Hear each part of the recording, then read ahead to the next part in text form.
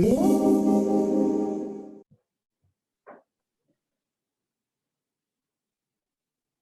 good morning, everyone. I have to tell you right off the bat, I am just feeling just so overwhelmed and emotional about this topic this morning.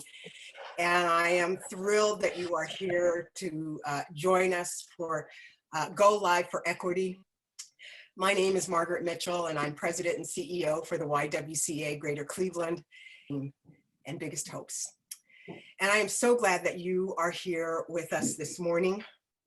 We are going to talk about education. And if you are the mother of an African-American child, a child of color, if you have been a person of color, African-American in the school system, you know this is a powerful topic. Whiteness is the default in the educational system. I learned at a very early age, and I actually this week received from my mother my educational life from kindergarten through junior high.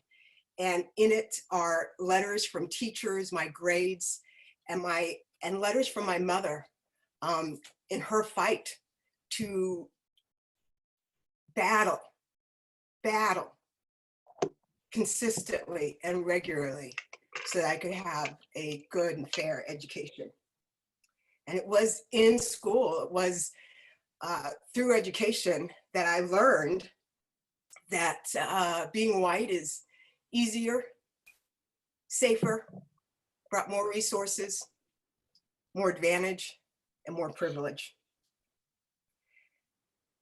We all know that education in this country is inconsistent with who we claim we are. And so we're going to talk about that today. It's so wonderful to see so many of you with us. We really built this off of our 21-day challenge. Last week, as you know, we looked at voting and the census, and today we're going to look at and talk about racial disparities in education.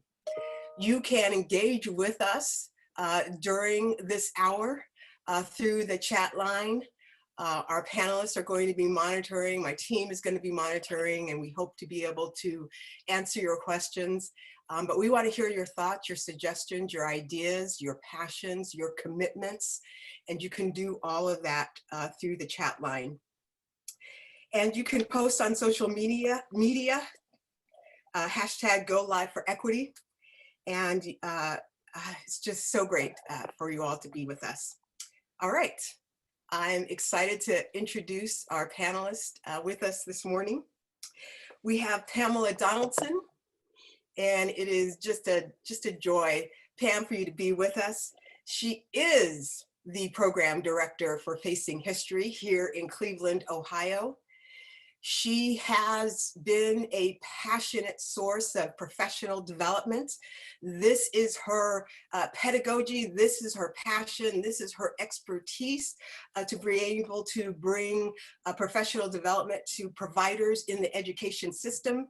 She is focused and has been focused on youth empowerment, equity, and justice. This is where her expertise lies, and we are so thrilled to be able to have Pamela Donaldson with us this morning. Also with us is Adam King. Adam King is a technologist. He has been spending his life work and his life mission pursuing activation of technology in public spaces. He is an expert on understanding the digital divide. None of this is a surprise to him. He saw this coming. And he is passionate about being able to bring the digital divide into helping to lower that divide and make sure that the entry into technology is available for all. He is advocating and powering with communities throughout the region to secure tools, access, and resources for all, especially Black and brown people and people of color. Adam serves on a variety of boards in our community, and we are so thrilled to be able to have Adam King with us this morning. We also have with us Habiba Grimes. Habiba is the CEO of PEP, Positive Education Program. She is working daily in our communities, serving our most vulnerable children. She leads a staff of 500 professionals. She is an expert in trauma-informed care practices. She has a master's degree in clinical counseling and psychology. She is all that and a bag of chips. And I'm so glad, Habiba, that you have been able to join us this morning. So we're gonna, with nearly 300 friends on this webinar, we're gonna get right to it. And we're just here to have a conversation. And I just wanna say, I know none of you were surprised by what we are seeing today. And in this incredible disparity between the haves and the have-nots, what do you want us to know? Margaret, I would open with saying, first, just honoring your willingness to share your story, that package that you received, that gift from your mother that demonstrated her commitment to your education leads me to say what I wanted to open up saying, which is education is a work of the heart. It is about strengthening minds with our hearts. And we've adopted that as a tagline because we've come to learn and deeply understand over a nearly 50-year history, but also through our own journeys with education, that if you are not cared about, if you are not cared for, if educators don't have a passion for you, you're not going to receive the knowledge they're trying to impart. And what we are looking at here is another symptom of the willingness to witness children suffering in their education and other aspects of life that has gone on for centuries in our country. This is yet another symptom that none of us are surprised by. Yes. I know, when I think about education and the history, and I think about the amazing teachers, but I think when our defenses are down, Pam, when I think about just one or two bad apples poisoning the barrel, it is so difficult when the default in education is white. I think there are so many blinders that impact and permeate the space. And this is not about this is about truth telling and not about throwing teachers under the bus. I have a huge amount of respect for teachers and have a lot of teachers and principals in my family. So if I could just jump in, COVID did not create these disparities. We know from history that these disparities were created as the nation began to consider who should have the rights of membership, and with those rights are benefits. And so what we're looking at is a struggle for resources with our most vulnerable populations. And so in Facing History, we talk about the fact that this did not begin with today and the pandemic. It actually started at the founding of our nation. And by being students of history, we can understand those legacies and begin to not only unpack for historical understanding, but also dismantle. And so we want to power our educators, and many of them are here today. And our colleagues from across the country for Facing History are here today as well. And our work is to empower young people and our educators, but also our community, to understand that even though we did not create these issues and these disparities, we belong to each other. And so what is our responsibility and what is our obligation, and in particular to the most vulnerable populations? I have become so fascinated and interested in the adultification of children, particularly Black and brown girls and boys at a very young age. And I was in South Carolina earlier this year doing the Slave Heritage Tour, and learned that at age 9, slaves, children, became adults and were expected to work a adult workload. And it was just overwhelming to think about that, you know, the ugliness of slavery and children. And we see so much adultification happening today in our schools. How does that show up? I will say it shows up in our disciplinary practices, and it shows up again in the care that we give, the way in which we show concern. My own 9-year-old is here. You all might hear him at some point. My 6-year-old is here.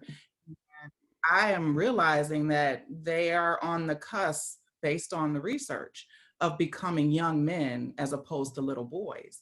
And so the willingness of educators to give a hug, a comfort, a pat on the back, help and assistance, aid and empowerment to these children who to them are burgeoning on adulthood is disparate. And so we see that in discipline. We see it as young as our preschool aged youth, that when these young children are disciplined for behaviors that are developmentally appropriate and expected, the punishments are harsher and more disruptive to their education connection to school.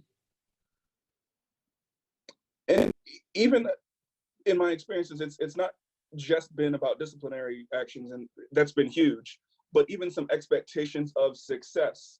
So if I think you're an adult, you should be doing adult things. If you're not doing adult things, why aren't you doing adult things? So it's I guess both sides of that coin of you're punished more harshly because I think of you as an adult, but I'm also expecting so much more of you because I look at you as an adult or more grown than you actually are. I was listening to a colleague of mine on a panel yesterday, and he was saying that Black and brown kids are expected to go out into the world with fewer tools, but expecting to do the same or better than their peers. And that kind of sets them up for a failure. And we're seeing the results of that with that discipline, with that lack of opportunity, with all those things that we're witnessing now. I keep asking myself, you know, I think for a lot of people, it is difficult to sort of come to grips with the fact that our racist past in America is also our present. And if we, the collective, don't actively get involved in pursuing change, it is going to be our future. Mm-hmm.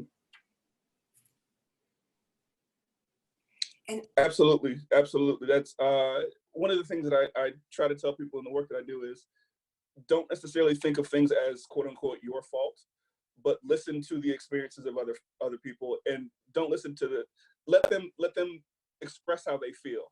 Take it in, learn from it, and then respond to it in a way that teachers, that educators are that caregivers are supposed to, in that caring, let's deal with this together kind of way. It's not America's history is racism and all white folks are at fault for it.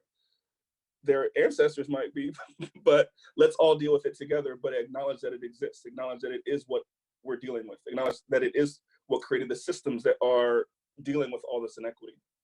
Right, and if I could jump in behind Adam, and then again, what is our obligation to it? So we've inherited it, and it's our role to dismantle. And so a part of it is raising critical consciousness. And I feel like with forums like this, and also the readings that we're doing and the local and personal work that we're doing, we could begin to address it, but it's huge.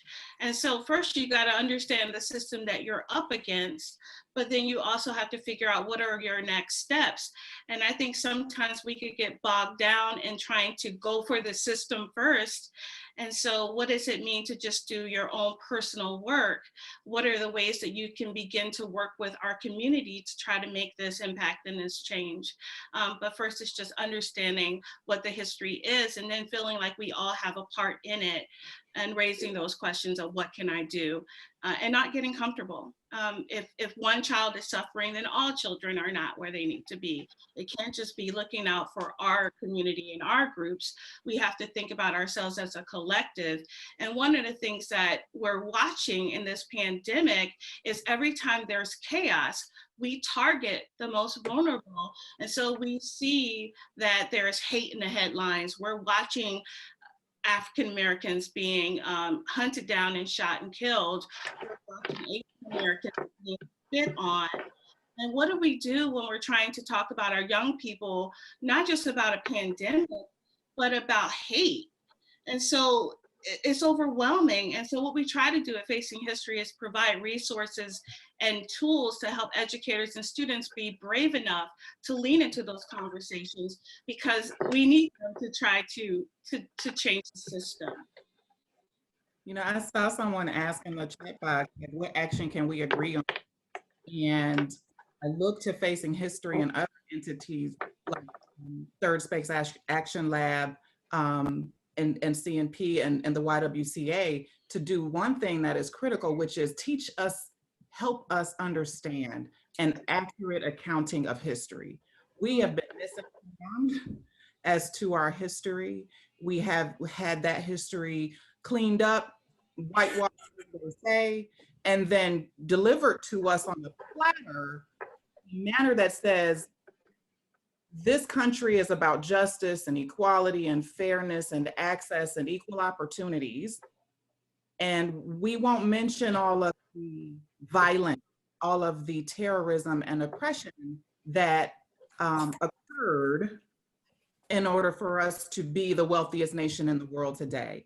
And we need an accurate account of history, and we all need a lesson in it. I am a big proponent of the Racial Equity Institute.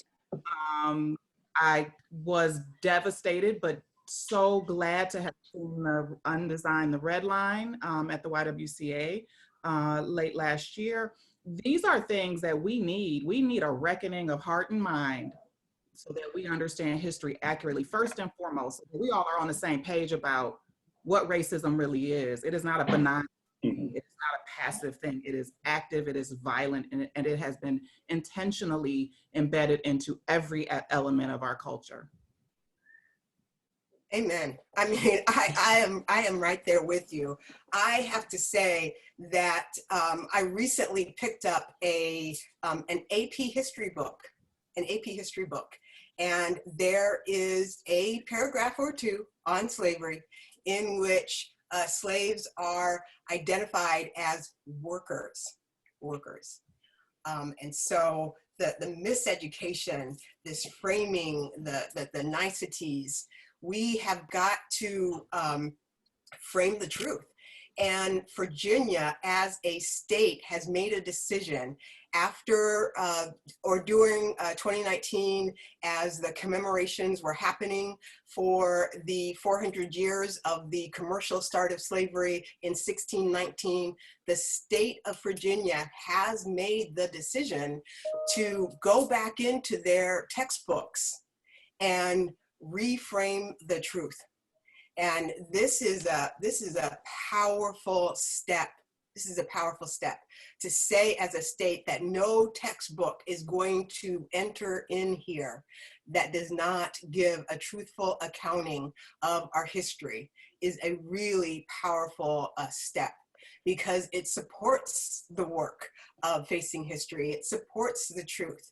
It supports, understanding and reckoning with white supremacy, and moves away from whiteness being the default in education. So this is a huge, action step that we can take. We have to work at both the system level and the grassroots level to be able to reckon with this change.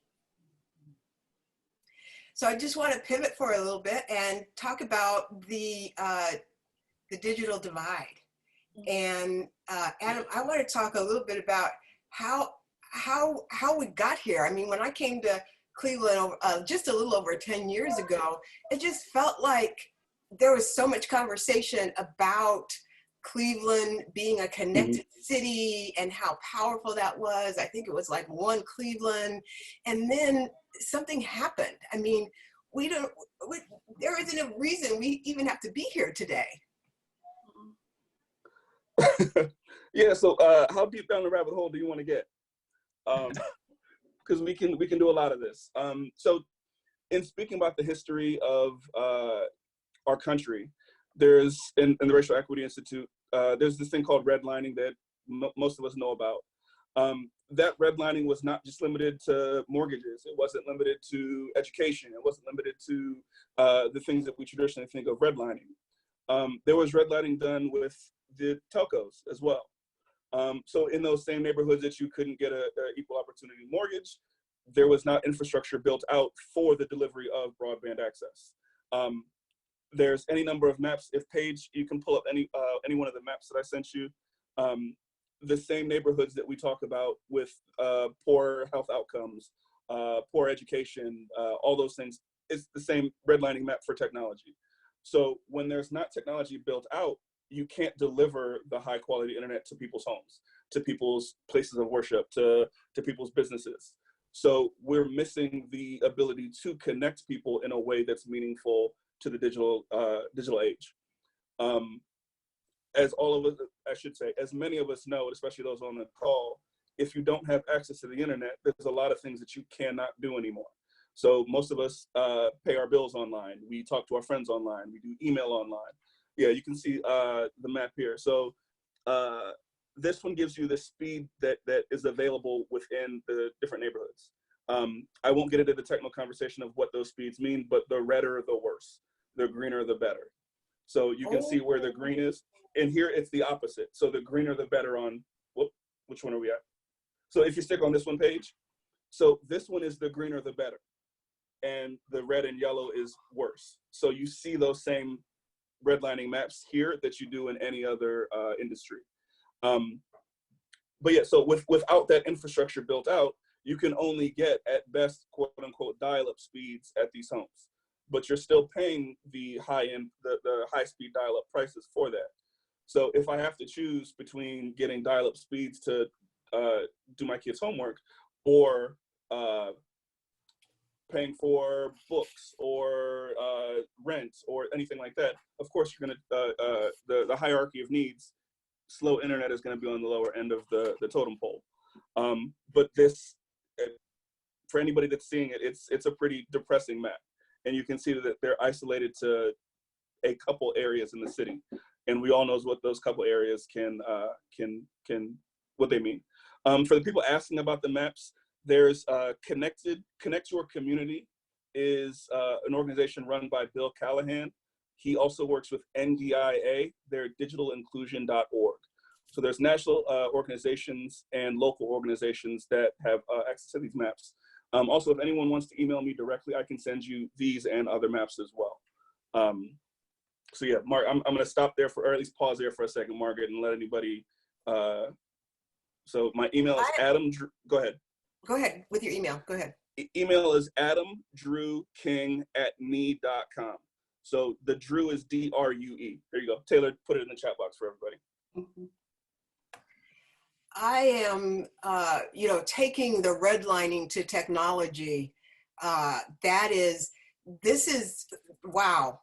This is wow for me. Yeah. This is wow for me. This is wow. This is. But so if you think about it though, Margaret, it makes sense from a business perspective. So if I'm a telco and I want to maximize my profits, I'm not going to spend the money to build out to a neighborhood that probably is not going to pay for my service. Makes 100% sense in terms of a capitalist society. Mm-hmm. But the problem is that was intentionally done. So we're dealing with populations and neighborhoods and communities that are dealing with that. And as I said before, kids are expected to produce with fewer tools. kids turn into adults. Adults are doing the same thing. We're expected to produce with fewer tools. We're literally, well, I shouldn't say literally, we're going to a gunfight with a knife at best. Wow. As COVID hit and schools closed and there was this, pivot to these technology platforms, I remember, I think maybe on the third day of the school closures, I was like, I wonder what's happening. How is the translation happening to Black children? Mm-hmm. And now we begin to see, and the picture began to emerge that this digital divide was living itself out in a way that is going to have repercussions for years. Margaret, if I could jump in, one of the things that we're finding on the ground is some of our educators and our administrators are telling us that young people are having to make a choice because they're not able to, in some cases, have access to download the resources. So of course we have very resilient educators and they are able to download resources and create academic packets, but then our students are having to make choices because they may be taking care of young ones in the house. There's an urgency to have funds in the house. And so some of our young people are having to forego going to college, which will impact their life chances and the opportunity for wealth and income because they want to bring money into the household. And then if I could add one more thing, we're also looking at their social emotional well-being. And so for many of our students, our vulnerable students, school is a haven, and having that connection to your peer group and to educators is not there anymore. And how can you learn in a space that wasn't really meant for learning?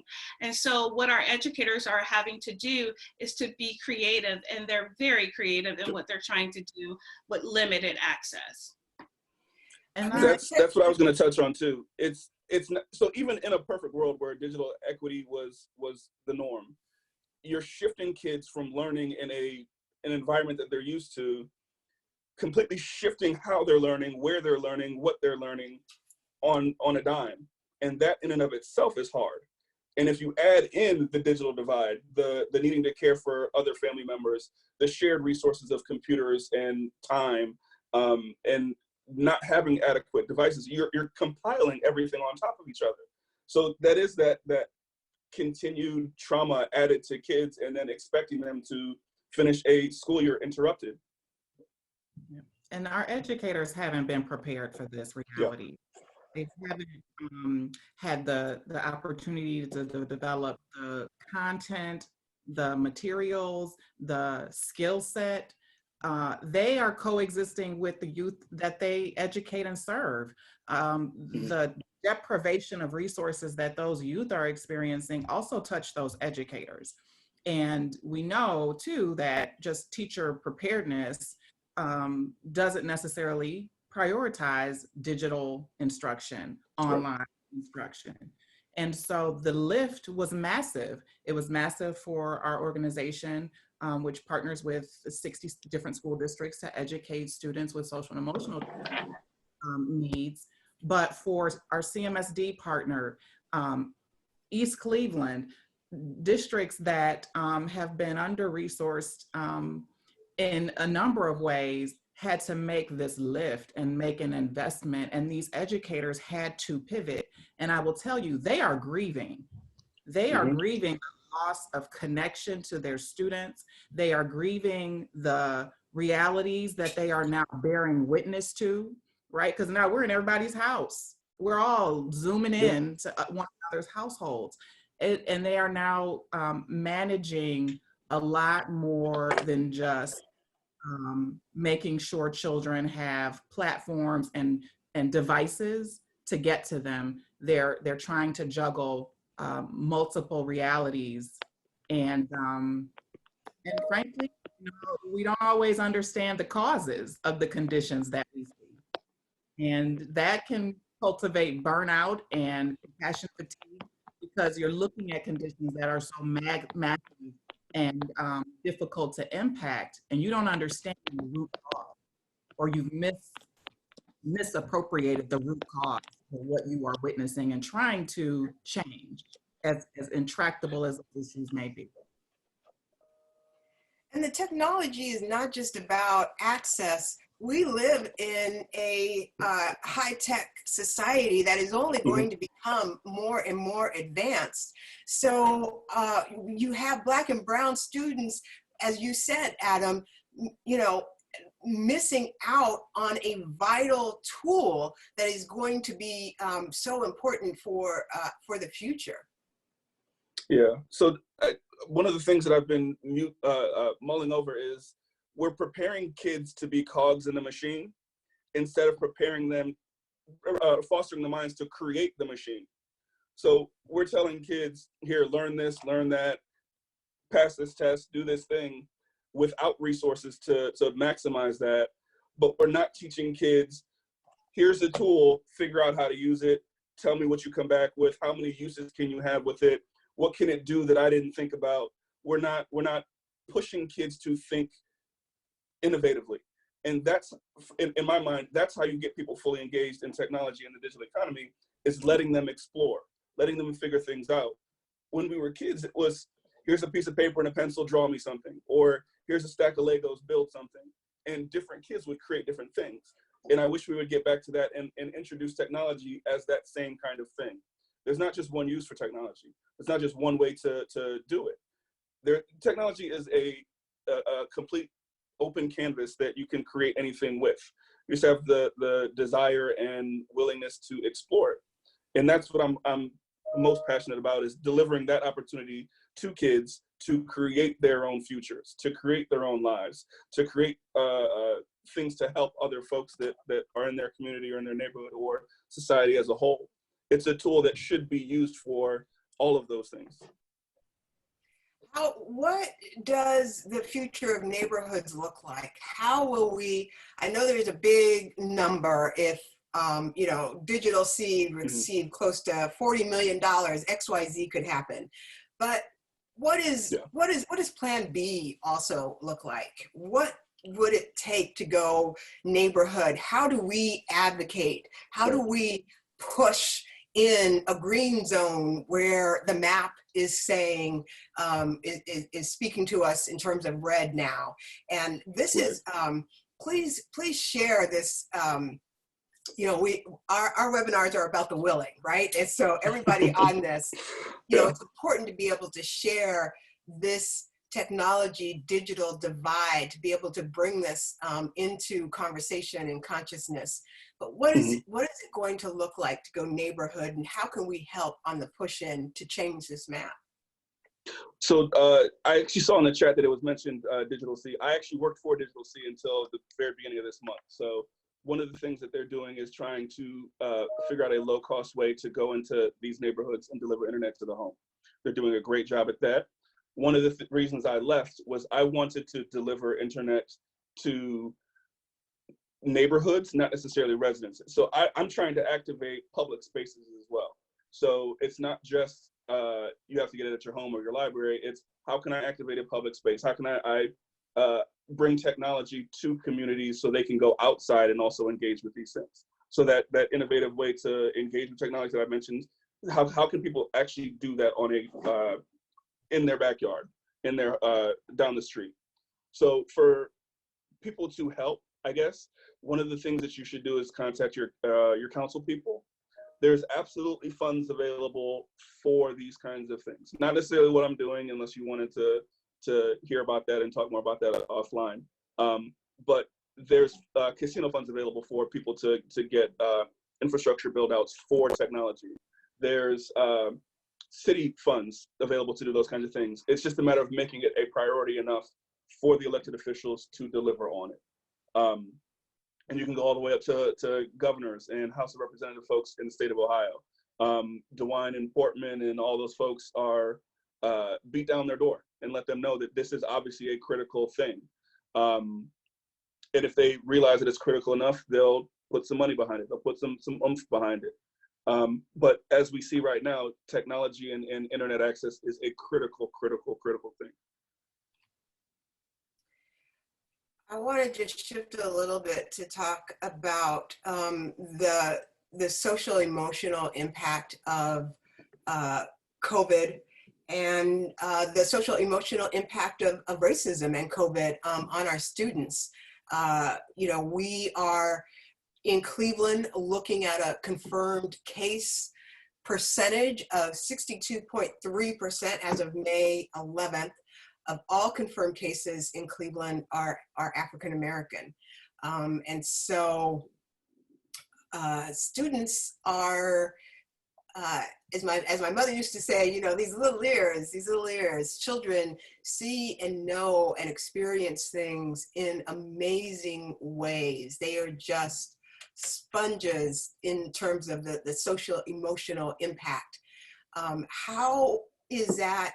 And it's not necessarily showing up every day, but maybe it is. What do we need to be doing now to prepare to support the social emotional needs of students experiencing a high level of trauma as a result of racism and COVID-19 today? I know in our organization, we've created a number of materials. We actually have a landing page that deals with helping educators to talk to students and connect to their emotional well-being. We've had strategies to help them to create online journals or journals in their academic resource packages so that they can just get it out, because if they're not emotionally ready to learn, it doesn't matter what content is in those packets. And so a lot of the work that we've been doing is trying to help educators to have those conversations. And what COVID has created for us is an opportunity to slow down because our students are trying to grapple with what they're seeing in the news, having limited access to resources, not having the support of their educators and their school environment, and just trying to survive through that. So we're trying to create materials, and we're going to share those materials in the chat box that we've given, and even talking to our young people about the violence that they're seeing and the hate and the bigotry that they're seeing. We don't want to shy away from that. We know that in these hard times, people are targeted. And so all of that is creating this sense of angst. And we want to make sure that we're creating materials that support helping educators to have those conversations. I know that with CMSP and the academic resource packages that they've been giving to families, they have included SEL materials, including Facing History, to help parents and educators work with students' social well-being. And I also know that that's one of the 4 domains for the state of Ohio. So social emotional learning did not start with COVID. There's been an intentionality in making sure that we're tapped into students' social emotional needs. Yes, thank you, Pam. I'll add, it is so beautiful and critically important that our educators are equipped with the resources they need. That is important and powerful. And it builds on, as Pam is alluding to, this kind of build up to making sure kids and teachers are able to engage in social emotional learning content. That is so important. Beyond this, I will say that we've got to make sure as a community, as a region, we sustain capacity for behavioral health services to kids and to adults. This is a vulnerable time when we're looking at revenue losses related to tax revenue, and we're not spending like we normally would. Those dollars go into our community and support our health and human services, support our delivery of care through Medicaid and other non-Medicaid resources. And we need to sustain that capacity. That's been the realization about inequities that would be exacerbated by this crisis on my mind first thing as it unfolded. And the second thing that was on my mind is, how do we sustain capacity to continue to reach kids? And the last thing I'll say is, we've got to care for the caregivers. We've got to make sure that the adults in the household working with young and trying to do their best to either work from home and help, or leaving the home and leaving older children to care for younger children, or who are elders and grandparents, great grandparents caring for kids. They need contact, they need connection, they need engagement. So what our schools and our behavioral health and other providers need to be able to do is engage in a multi-generational way, so that we are caring for everyone who is in a household that is being so deeply impacted by COVID-19. Grief, illness, loss, and then the tragic circumstances that are day to day for families. Gun violence didn't stop because COVID-19 started. Right. Underemployment, unemployment didn't start because of COVID-19. It's just maybe exacerbating difficult conditions. Our educators, our healers, we got to take care of those folks too. The work is hard. There is high risk for burnout, high risk for compassion fatigue. And when those things happen, we start to undo. We start to be anti-heroic as opposed to heroic. And so in our work, and so taking care of those folks too is critically important, so that we're ready, we're built up for the mental health needs that are going to emerge out of this crisis. Habiba, what do you think you are going to add to PEP? You know, as you are doing, thinking about how your teams in schools need to be responsive, how is that going to change or be more amplified perhaps in a certain area because you are already so on the ground addressing, you know, these social emotional needs? What changes, what gets amplified? Where do you see PEP pushing out and growing? I see us continuing an effort that was renewed, I'll say, in the last year around social justice and racial equity and racial justice, building that more firmly into our work and into our outreach and our engagement with the community, both the education community and the behavioral health community, is critically important to me, and more so now. And so we are going to continue to dig in on this issue and acknowledge the fact that it's hard. It is not easy. It is not easy for me or anyone else to confront these issues and acknowledge the real harm and intentional harm that's been done. So we need to dig in there. Distance learning and telehealth are here to stay. That this crisis has shown us that a Chromebook is not a luxury, it is a necessity for education. Access to learning platforms and access to telehealth platforms are necessities. So they're necessities for us as a provider, and then our policy and advocacy work now includes bridging the digital divide.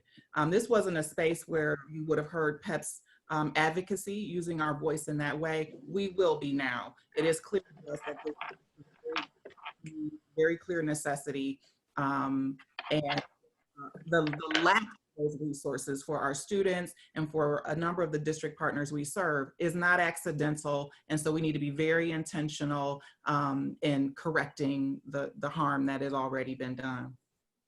I love hearing you say that, you know, the digital divide and advocacy for PEP is something that has come into the forefront. Pam, I saw you mention a digital lounge for teachers. What is that? What does that look like? How does that show up for Facing History? Sure, that's one of the ways that we responded to COVID. So we created a digital space for educators, and there's a number of different threads that they can join. So my advice is to click on the link that Lisa shared and kind of explore. Some of them are just best practice. What are we doing to close the year? What are you thinking about over the summer?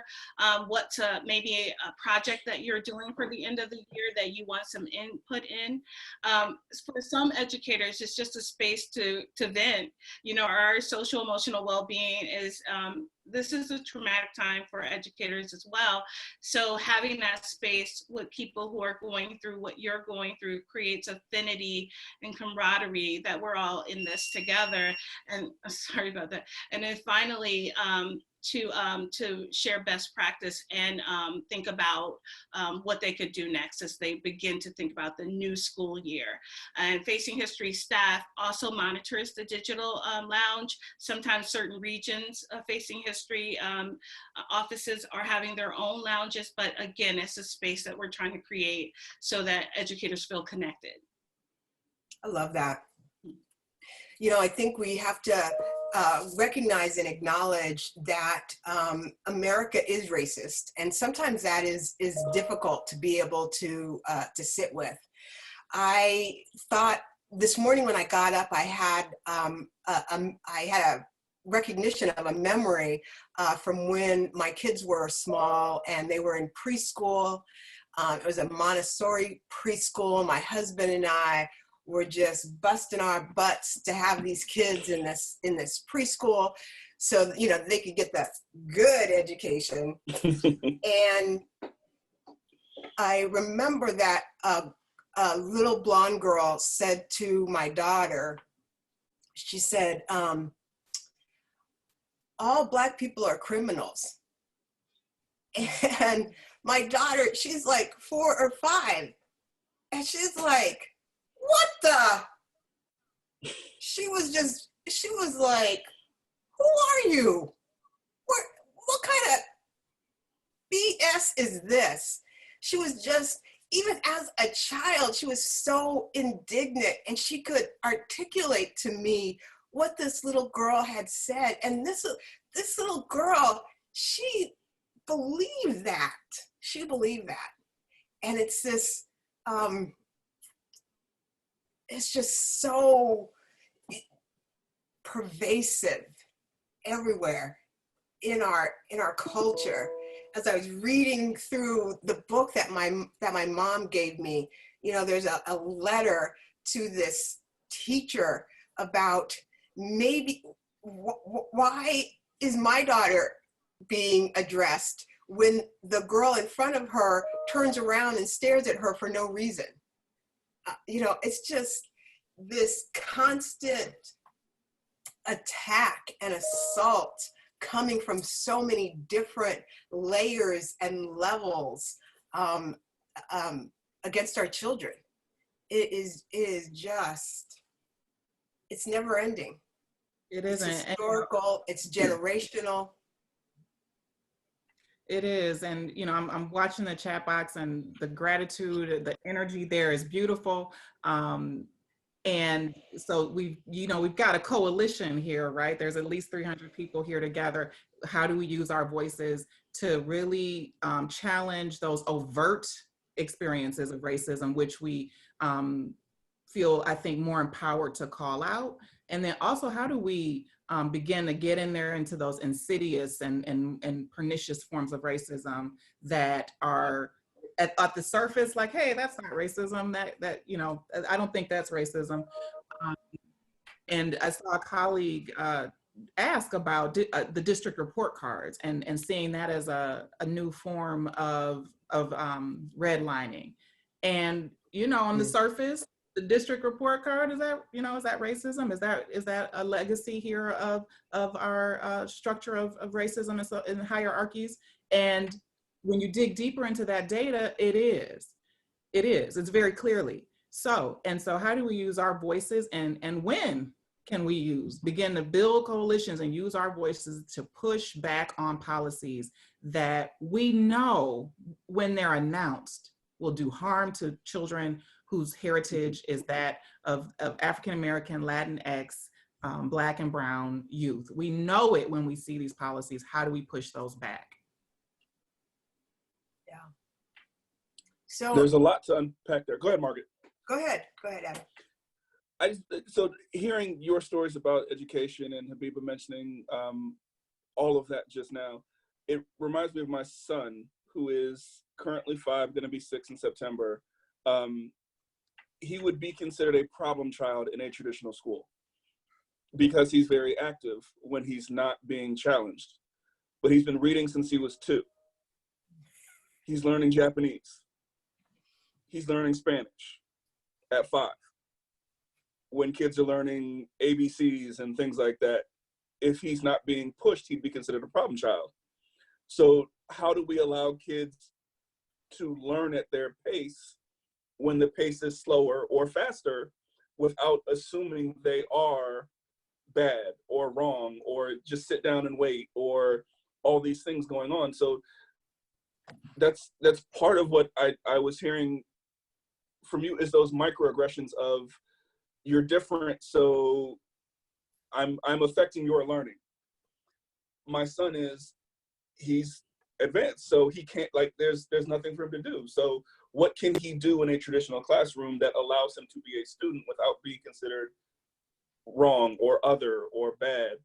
So I don't know where I'm going with this, to be honest, but that's it. I'm feeling that energy, and just wanted to get that out as a positive, possible alternative, or I don't know. I just wanted to get that out there. So I'll apologize for that. You know, COVID has, what your comments brought for me is that COVID has brought us to a place where we are not going back. There is no going back to normal. There is a going forward. And as we go forward, we have to move with an intentionality around using racial justice and racial equity as the leading force for change, in ensuring that what we create going forward, what becomes new going forward, how we do things differently going forward, brings equity. And it's going to take all of us asking those questions, demanding, insisting, and driving real change to be able to get this done. We stand at a point of change. We are crossing the Edmund Pettus Bridge. We are crossing it right now.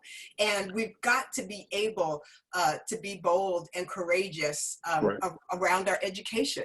This is a game-changing moment, and we cannot shrink back. We've got to insist and be excited and encouraged and demand that, what happens, that the equity happens, that we are not again creating a separate and unequal education system in Northeast Ohio and the country. So I guess that's where I can go with that, is how many Black or brown kids have had excellence beaten out of them by the system that says you're a problem, you're not doing it the right way? How many Black and brown kids have had their successes, their bright futures beaten out of them by these things? And I'm hoping that, as you said, we can go forward with this and allow that to happen. But that's my championing. That's my championing there, is if we can do that, allow kids to be themselves, to grow themselves, give them the tools so they can explore and learn and foster that innovation and creativity and all those wonderful things, instead of reining them into an expected timeline of, you're 6, you should learn this, you're 7, you should learn that. Just letting them grow into the kids that innovate and grow and change and revolutionize the world. And so much of that is about policy. So how we vote, these things matter. They have an impact. It is not a benign thing when you have elected officials who do not prioritize anti-racist policy, who are not themselves informed about the history and legacies of racism in our nation. And I saw someone in the chat box type it out, so I'm gonna hold this book up because it is here with me today. Bettina Love's We Want to Do More Than Survive, I think is one of those reads that can help us start to get energized about where our power lies, especially when we're in the classroom and in the school building and in those administrative offices, that we can do what we can do really specifically. And first among that is empower the youth. Their voices matter so greatly. They have solutions in mind, and hey, they are descendants of people who did more than survive, who've shaped culture, who've created and innovated in ways that make us who we are today as a nation. So these are not kids who are waiting on saviors. They need people willing to amplify and empower. And the other thing I would say is, let's not forget that there are vehement adversaries to equity, and we need to come at that. Ooh. We have to come at the work of engaging them ready. Data matters, outcomes matter, quality matters. We can't just set those things aside because it feels good to be a savior and do the thing that feels good to me, and doesn't necessarily empower nor challenge the adversaries who are there and ready to push back and say, this isn't about race. I They're think coming also for us. back on assumptions and bias that we bring to conversations about kids of color. And the one thing that when people ask us, what can we do to help? The biggest thing is, are you asking the people who are in need, what can you do? Because we can make assumptions about what their needs are, but until we ask them directly, what do you need?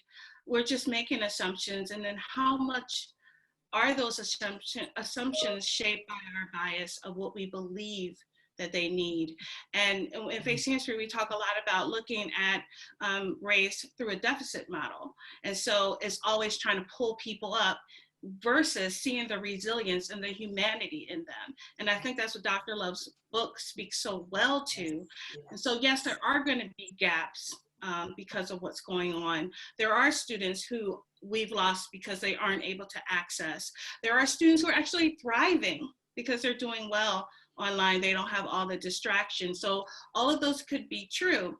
And so when people are looking at what they can do, first ask the stakeholders. And then also, we're going to need tutors. We're going to need mentors. One of the best things I enjoy is mentoring Cleveland Municipal School students. It fills my day. I'm a former educator. I taught 8th grade, so I love being around students and hearing their conversations and their hopes and their fears, and showing them that people who look like them could actually be in a professional career, thriving. So that's definitely something that I push. And one of the things that I wanted to add, and Margaret, I know that you're getting to this, is when you're thinking about systemic change and what we can do to support essential workers and vulnerable populations, France is interesting. Paris is actually proposing that essential workers, their children, go back first. And so a part of equity and disparity is the willingness to give up your power and your position. And so what does it mean that your students from advantaged or privileged populations might be last to come back so that these vulnerable populations can be first? And so that's when you put what you're saying to the pavement. It's like, do you really believe in equity? And if so, are you willing to give up your position and your power so that others can get to where they need to be? And that's the work of equity and justice. And so I think France is something to think about. Wow. Wow. Thank you, Pam. That was powerful. Adam, Habiba, Pam, thank you so much for joining us. This has been an engaging conversation. I am encouraged. We are all changed and transformed. As Maya Angelou would say, when you know better, you must do better. And we know so much more now. This has been a really rich conversation. I'm hoping that all of you will join us next week. We are going to have a conversation on criminal justice and COVID. Of course, this is a timely topic, and people have said to me, how is it that you are just landing on these timely topics? And it really is that just racism just exists in America, and here we are. I thought about Emmett Till's mother this morning and her courageous decision to keep that casket open so that America could see what it had done. And we've got to shine a light on our criminal justice system and the impact that COVID-19 is happening, and just the disproportionality around Black and brown men and women in our justice system. So we will have Bashira Addison and Jasmine Ayers from Policy Matters Ohio, and of course Bashira from Towards Employment. And again, it will be a wonderful conversation. And to my friends Pam, Adam, and Habiba, thank you so much. The conversation is going to continue online. These three folks have amazing resources. Please, Facing History is a vital organization in our community. Think of them in your giving. Adam King and everything that is happening, please tune in to him. You can find him online and what he is doing to be able to support that growth of technology in our communities. Let's make this happen. Adam needs us. And of course, PEP is here for all of our children. Please don't forget them in your giving as well. And you can make a gift today to the YWCA so that we can continue this work, and you can make it easy by just giving a text. Thank you so much for joining us. This has been amazing. I'm just blown away again, one more time. This is urgent, this is real. You are needed in these spaces to protect Black and brown children and all children. Have a beautiful day. Thank you for joining us.